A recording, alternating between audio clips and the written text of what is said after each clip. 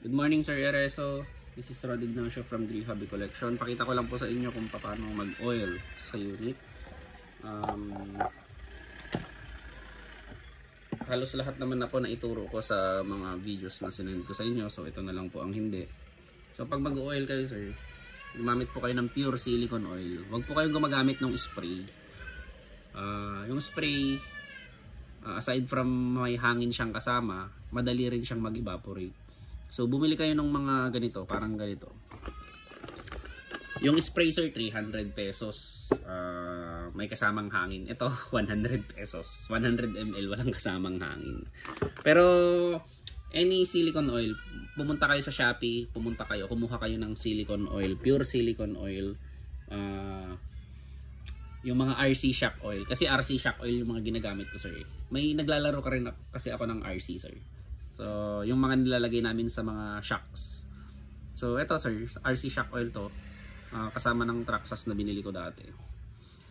So, ginagamit ko na siya ngayon sa silicone oil pa rin naman. So, isang patak dito sa guide rod. Then, yung sa daliri. Dito po. Then, ilalagay nyo po dito. Yan. I-spread nyo lang po siya dyan. Yan lang naman po ang nilalagyan ng oil dyan. And then, dito naman po, lagyan nyo lang po ng 1 drop dito. 1 drop dito. 1 drop dito. Parang sa Glock, kung meron kayong Glock, sir, merong 4 point na nilalagyan ng silicone oil doon. So, ganyan lang. Then, ilagay nyo na po yung slide.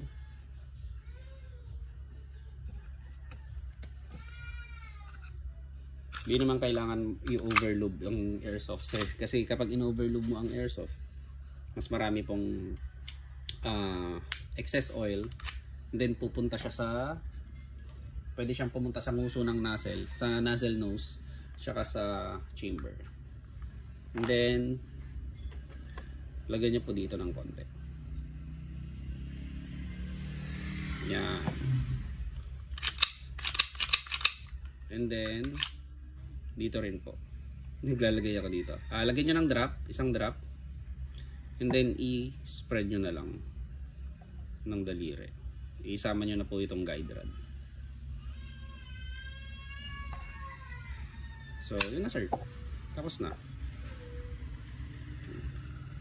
Tapos, itong oil, sir, nakakapagtanggal dito ng stain sa silver.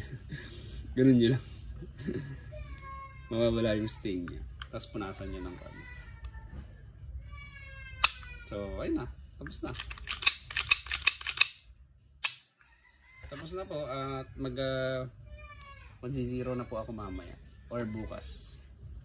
By Monday, pwede ko na pong isend sa inyo. Thank you very much, sir.